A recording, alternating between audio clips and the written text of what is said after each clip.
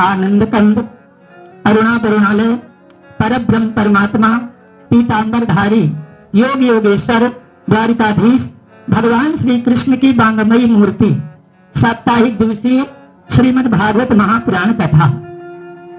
आज साप्ताहिक दिवसीय कथा के दूसरे दिन अपराह्न समय, जैसा कि अभी आपके सामने स्वामी जी के श्रीमुख से धुंधकारी जैसा महाप्रेत भागवत जी की कथा को सुनकर के मुक्त हो। ये कथा गुरु जी के श्रीमुख से आप सबने सुना। इसके बाद भागवत जी के सुनने का नियम है कि भागवत जी को सुनने का नियम क्या है। तो नियम क्या है? सबसे पहले सूत जी महाराज जी से शनकादिकों ने सूत जी परमहंस से प्रश्न किया। क्या प्रश्न किया? कि महाराज जी, मान लीजिए हमें कथा श्रवण करना है, साप्ताहिक दिवसीय भागवत जी की कथा सुनना है, तो सबसे पहले आदमी क्या पूछता है मालूम है? खर्चा कितना लगेगा? महाराज जी, अगर कथा सुनना है तो कितने तक में आप सुना सकते हैं, कितना खर्च आएगा? सबसे पहले यही आदमी प्रश्न करता है।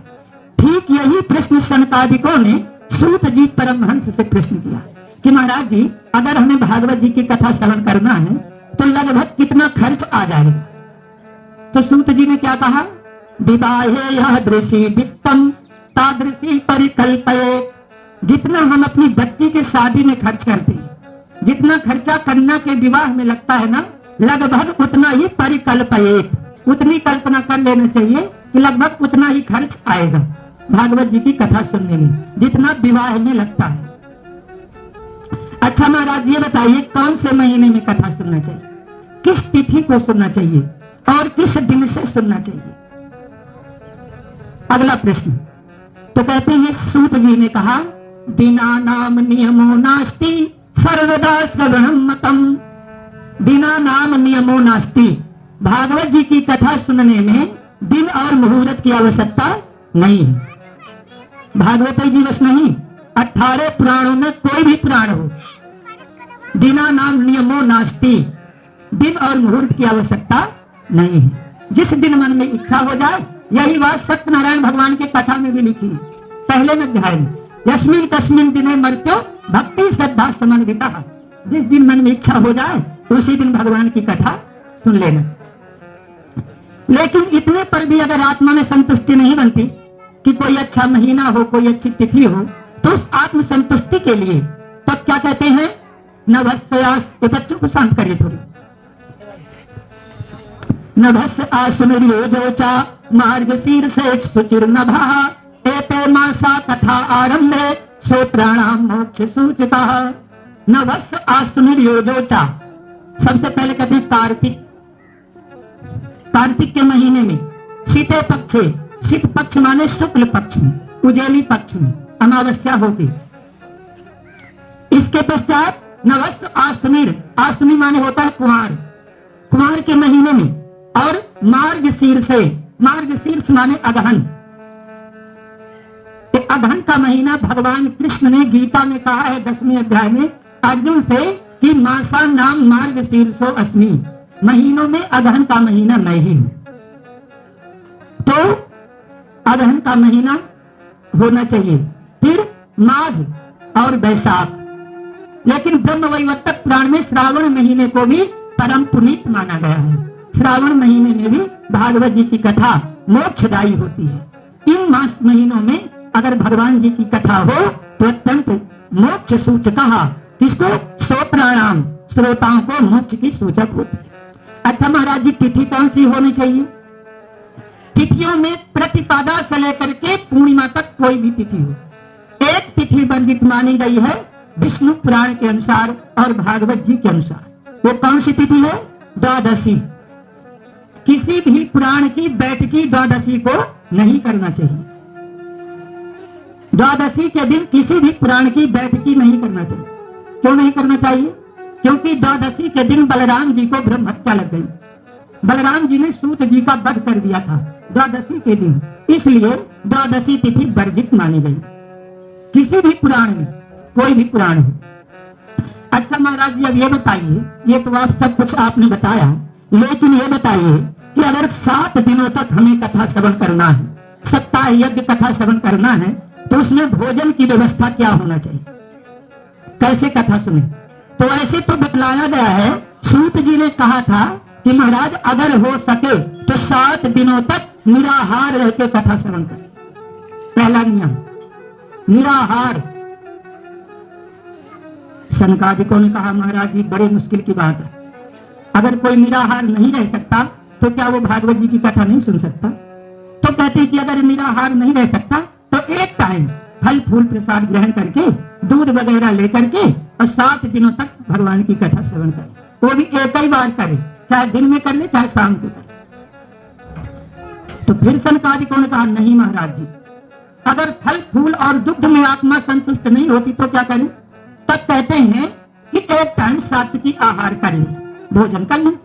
सात्विकी भोजन शुद्ध शाकाहारी, रोटी सब्जी चावल दाल जो इच्छा हो, फिर साथ पानी। अच्छा महाराज जी अगर एक बार में आत्मा संतुष्ट नहीं है तो क्या करें। तो कहते हैं कि भोजनम तू बरम मन्ने कथा विघ्न करो यदि, ये लिखा है भोजनम तू बरम मन्ने कथा विघ्न करो यदि। अगर भोजन के कारण कथा में बाधा उत्पन्न हो रही है तो भोजन वर्जित नहीं है। दोनों टाइम भोजन करो, तीनों टाइम करो, 4 ठो रोटी सवेरे भी पाके बैठ। लिखा भागवत जी ने भोजनम तू बरम मन्ने कथा विघ्न करो यदि, है ना ये। अच्छा हाँ, इतना जरूर कहते हैं, सूत जी ने कहा कि तामसी वस्तुओं का सेवन 7 दिनों तक न करें। जैसे क्या, दुदलम मधु तैलम चा गरिष्ठन्नम तथैव चा, गरिष्ठ अनाज न खाएं जो शरीर को नुकसानदायक हो, बार बार दीर्घ संक और लघु संक जाना पड़े, ऐसा भोजन न करें। मधु तैलम, मधु माने होता, देखिए शब्दानाम अनेक अर्थ है, एक शब्द के अनेक अर्थ होते हैं। मधु माने मीठा भी होता है और मधु माने कड़वा भी होता है। मधु माने कड़वा भी होता है और मधु माने मीठा भी होता है। तो यहाँ क्या है, मधु तैलम, मधु माने यहाँ कड़वे से मत अर्थ है। कड़वा तेल का भोजन न करें, जैसे राई के तेल से सब्जी न बनाए। 7 दिनों तक राई सरसों का जो तेल होता है उसकी सब्जी नहीं बनाना चाहिए। द्विदलम, 2 दल वाले जैसे सेमी भाटा और मसूर की दाल, इनका प्रयोग न करें जी। अरहर की करें, अरहर की दाल खाएं। और क्या कहते हैं आगे, मूलकम कलंजनम पलांसु ग्रंजनम हिंगुम, इतनी चीजों का भी भोजन न करें। मूलकम माने मूली, ग्रंजनम माने गाजर। हमने देखा है कि एकादशी व्रत में गाजर का भोग लगा। तो मूलकम ग्रंजनम, ग्रंजन माने गाजर, मूली गाजर, लहसुन प्याज हींग और कूसमांड माने कुम्हड़ा की सब्जी, इसको भी पाते हैं बड़े प्रेम से। तो इन चीजों का सर्वथा कथा व्रती, जो कथा का व्रत लिया है, संकल्प लिया है, उनको इन चीजों से दूर रहना चाहिए। सात्विकी प्रसाद पाना चाहिए। इसके पश्चात 7 दिनों तक चित्त को एकाग्र करके घर गृहस्थी से, सबसे माया से विरक्त होकर के केवल देवकी नंदन श्री कृष्ण जी का स्मरण करते हुए भागवत जी की कथा श्रवण करें। अच्छा महाराज ये बताइए, दृष्टांत कुशलाधीरो वक्ता कार्यो निष्प्रहा, कथा कहने वाला जो आचार्य हो, जो ब्राह्मण हो, वो कैसा होना चाहिए। दृष्टांत कुशलाधीरो, कथा कहने में कुशल हो और हर वेद पुराणों का उदाहरण दे दे करके समझाए, ऐसा कथा वक्ता होना चाहिए। ऐसी कथा कहे कि सबके समझ में आ जाए। अब पता नहीं हमारी कथा समझ में आती होगी कि नहीं आती होगी, भगवान ने जाने। तो आदरणीय सूत जी महाराज जी ने कहा, इसके पश्चात कथा अरुणोदय। अब देखिए कथा शुरू करने का भी नियम लिखा है, कथा कब सुनना शुरू हो जाना चाहिए। अरुणोदय कथा आरंभे, सूर्योदय के 2 घड़ी पहले अरुणोदय होता है। सूर्योदय के 2 घड़ी पहले अरुणोदय हुआ करता है और अरुणोदय के 2 घड़ी पहले कथा शुरू हो जाना चाहिए। और ठंडी तो है, कहते हैं ठंडी बहुत है, तो नियम के अनुसार बतला रहे हैं। तो श्रोत्र मोक्ष सूच कहा, अगर इस नियम से कथा श्रवण करें तो निश्चित ही मुक्ति प्राप्त होती है। अब इस भागवत जी में 7वें दिन जब कथा समाप्त हो जाए तो लिखा है कि दशमस्स पाठात्, 10वें स्कंद के प्रत्येक श्लोकों से, 10वें स्कंद में कितने अध्याय हैं? 90 अध्याय हैं इसमें 10वें स्कंद में। तो 90 अध्यायों के श्लोकों को बोल करके हवन होना चाहिए। तो संपादिकों के रोमांच खड़े हो गए, बोले नहीं महाराज कोई सरल उपाय बताइए। 90 अध्यायों का अगर हवन होगा तो 2 दिन तो केवल हवन में लगेगा, 2 दिन केवल हवन में लगेगा। इसलिए कोई सरल और सटीक रास्ता बताएं। तब कहते हैं कि गायत्र्या सुसमाहिता, तो गायत्री मंत्र के 108 आहुतियां होना चाहिए। फिर भगवान कृष्ण जो भागवत जी के इष्ट देवता हैं, भगवान कृष्ण, उनकी 108 आहुतियां होना चाहिए। इसके बाद जो वेदी सब देवताओं का आवाहन है, इन सबकी आहुतियां होना चाहिए। फिर गुरु मंत्र का हवन होना चाहिए, तो कथा सुनने का सही फल प्राप्त होता है। इसके पश्चात अगर गृहस्थ आश्रम में है, अगर गृहस्थ आश्रम वाला कथा श्रवण करे तो उसको 8वें दिन विष्णु सहस्त्र नाम का पाठ श्रवण करना चाहिए। और अगर कोई ब्रह्मचारी या वानप्रस्थ सन्यासी कथा श्रवण करता है तो उसको गीता जी का पाठ सुनना चाहिए। यह नियम है भागवत जी को सुनने का। इसके बाद कथा सुनने के बाद जन्माष्टमी व्रतम, जन्माष्टमी और रामनवमी, इन 2 व्रतों का पालन भी करना चाहिए। भागवत जी की कथा सुनने के बाद जन्माष्टमी और रामनवमी का व्रत रहे।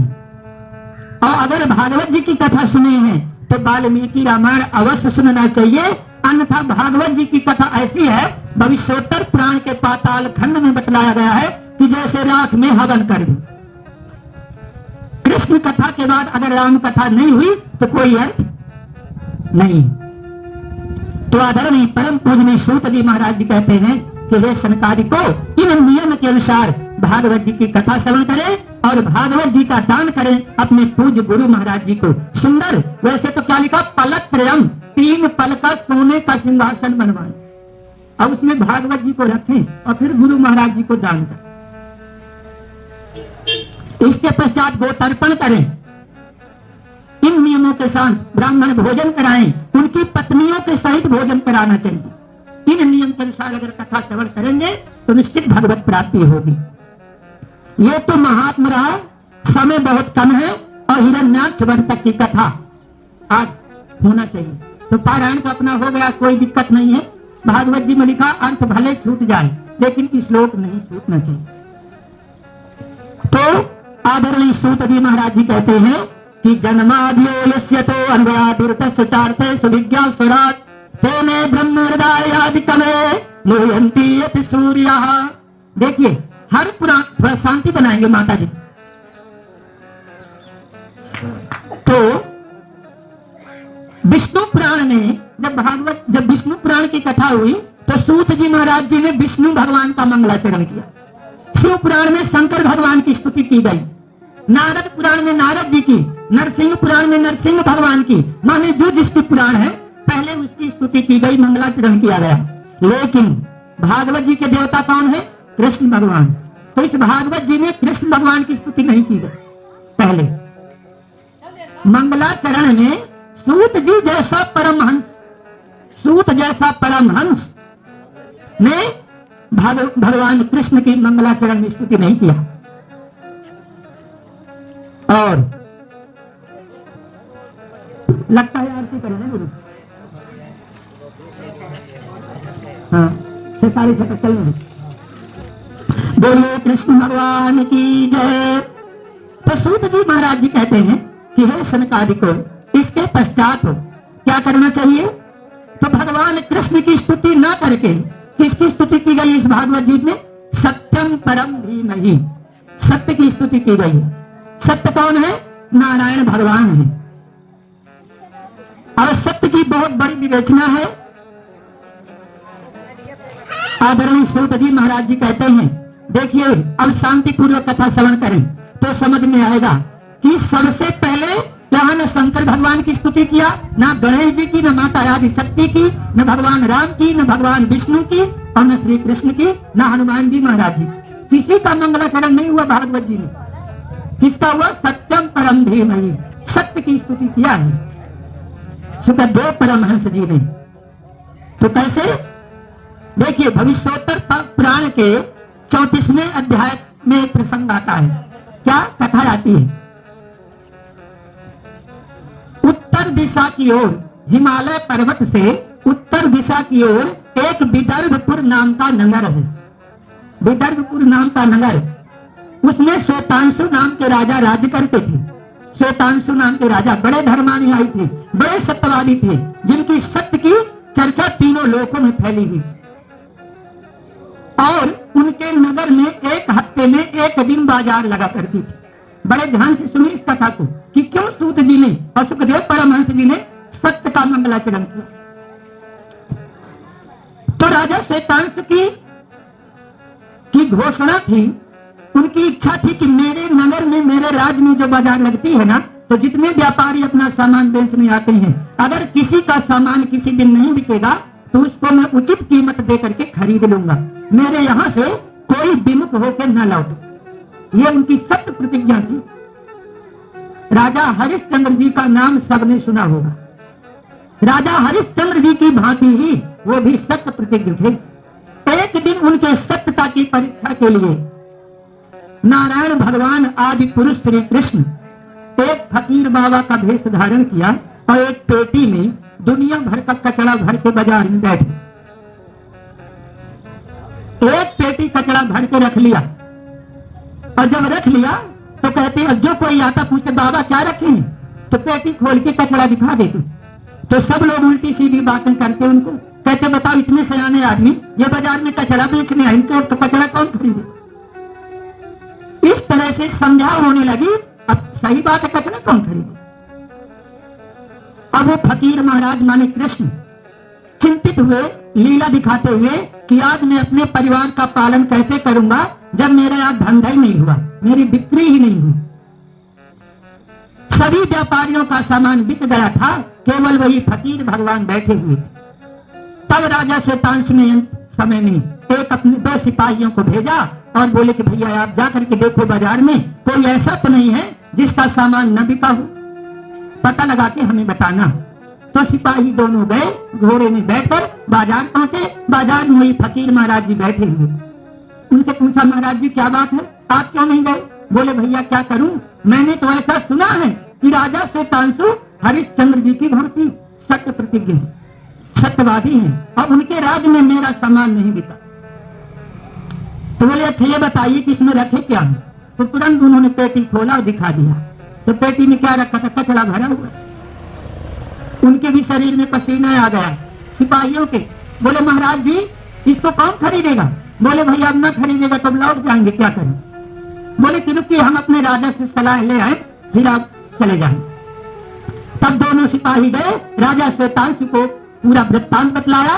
राजा श्वेतांश वहां आए और उनसे पूछे कि महाराज जी बताइए इसमें क्या है। तो उन्होंने उनको भी पेटी खोल के कचरा दिखाया। बोले अच्छा ये बताइए कि इसकी कीमत कितनी लेंगे आप? एक पेटी कचड़े की कीमत क्या लेंगे? तो फकीर भगवान ने कहा एक पेटी कचड़े की कीमत है 1000 सोने की मोहरें। 1000 सोने की मोहरें लूंगा महाराज। राजा ने कहा ठीक। तुरंत अपने सिपाहियों को बोले कि जाओ मेरी पत्नी से कहना कि राजा ने 1000 सोने की मोहरें मंगवाया। दोनों सिपाही फिर से गए घर और राजा की पत्नी से कहा कि महारानी जी राजा साहब ने 1000 सोने की मोहरें मंगाया। रानी ने तुरंत राज भंडार से निकाल के दिया और आकर के राजा ने एक एक करके और गिनती करके उनके हाथों में दिया और एक पेटी कचड़ा घर में ले आए। अब ला के कहां रखते हैं उस कचड़े को मालूम है? पूजन वाले कक्ष में, पूजा वाले कमरे में रखते हैं, जहां शालिग्राम भगवान की, ठाकुर जी की, कन्हैया जी की, सीतापति रघुनाथ जी की पूजा किया करते थे, उन्हीं के बगल में रख दिया उस पेटी को। और जैसे भगवान की पूजा करते थे वैसे उस कचड़े की भी रोज पूजा करो। एक दिन की बात, अथ काले उपावृत्ते देव की सर्वदेवता। समय टलता गया। एक दिन जेठ के महीने में कृष्ण पक्ष में बुधवार के दिन और सप्तमी तिथि के दिन महाराज श्वेतांशु आदन में सो रहे। गर्मी का समय था, जेठ का महीना था, बुधवार और 7वीं तिथि थी, कृष्ण पक्ष। सो रहे थे राजा। अचानक अर्धरात्रि के समय एक 16 श्रृंगार किए हुए नव युवती स्त्री उनके सामने खड़ी हो। और कहां से निकली? वही पूजन वाले कमरे से। तो राजा की आंखें खुली, उन्होंने हाथ जोड़ा और कहा कि देवी मां आप कौन हैं? कौन तुम, आप कौन हैं? इतनी रात्रि में यहाँ क्यों आई? उन्होंने कहा राजन मैं आपके राज्य की लक्ष्मी हूँ, आज से मैं अब आपके राज्य में नहीं रहूंगी। क्यों? इसलिए नहीं रहूंगी कि अब आपके घर में तो दरिद्र नारायण आ गए, मेरी आवश्यकता नहीं है। बात माता लक्ष्मी को पवित्रता और साफ सफाई चाहिए, गंदगी में नहीं रहती। तो तुम तो दरिद्र नारायण को रख लिए हो, तो मैं यहाँ नहीं रहूंगी। तो राजा ने कहा सुभस्य शीघ्रम कुरु, जल्दी करो निकलो। चले गए। अब अपने साथियों का बाहर जाके इंतजार करने लगी लक्ष्मी। थोड़ी देर बाद एक पुरुष निकला, उनसे पूछा राजन आप कौन है? राजा ने उनसे पूछा कि महाराज जी आप कौन है, आप कहां जा रहे हैं? उसने कहा भैया हे राजन, हे श्वेतांशु, मेरा नाम यज्ञ है। जब आपके राज्य में लक्ष्मी ही नहीं है तो आप यज्ञ कहां से करोगे? इसलिए मैं भी जा रहा हूं। तो राजा ने कहा ठीक है आप भी जाओ। तो लक्ष्मी चली गई, यज्ञ चला गया। इसके बाद फिर एक पुरुष निकला, उनसे भी राजा ने पूछा महाराज जी आप कौन है? उन्होंने कहा मेरा नाम दान है। जब लक्ष्मी नहीं है, यज्ञ नहीं है, तो दान कैसे रहेगा? आदमी कुछ यज्ञ पूजा के बहाने तो दान पुण्य कर लेता है, इसलिए हम भी जा रहे हैं। तो राजा ने कहा ठीक है आप भी जाइए। तो दान भी चले गए। इसके बाद एक पुरुष फिर निकला, उनसे भी पूछा कि आप कौन है? उसने कहा मेरा नाम यश है। यश। तो उन्होंने कहा कि आप क्यों जा रहे हैं? बोले कि जब लक्ष्मी ही चली गई, यज्ञ चला गया, दान चला गया, तो तुम्हारा यश, तुम्हारी कीर्ति कैसे बढ़ेगी? इसलिए हम भी जा रहे हैं। राजा ने कहा ठीक है आप भी जाओ।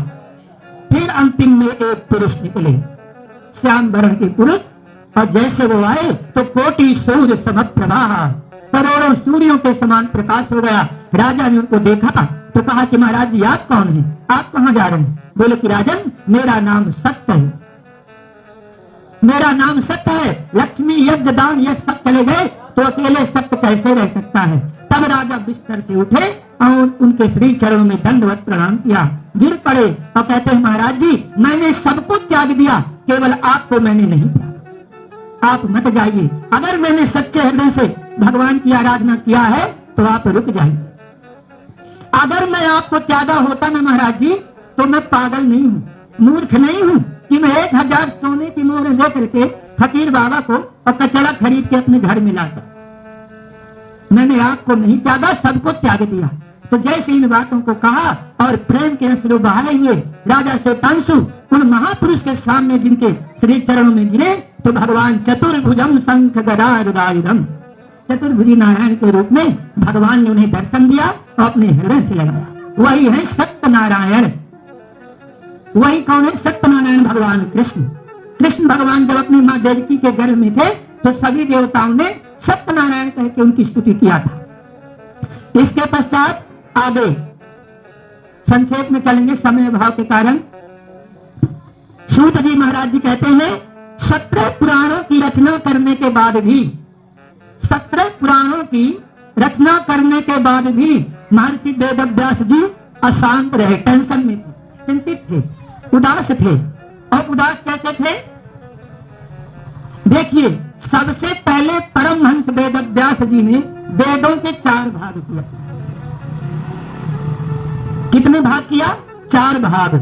और 4 भाग तो किया, लेकिन कैसे किया? 555, ध्यान दीजिएगा, गौर कीजिएगा, 555 श्लोकों का व्यास नारायण ने ब्रह्म सूत्र बनाया। कितने श्लोकों का? 555 श्लोकों के ब्रह्म सूत्र बनाए। इसके बाद क्या किया? 700 श्लोकों की गीता बनाया। इसके बाद 4,18,783 श्लोकों के पुराण बनाए। इसके बाद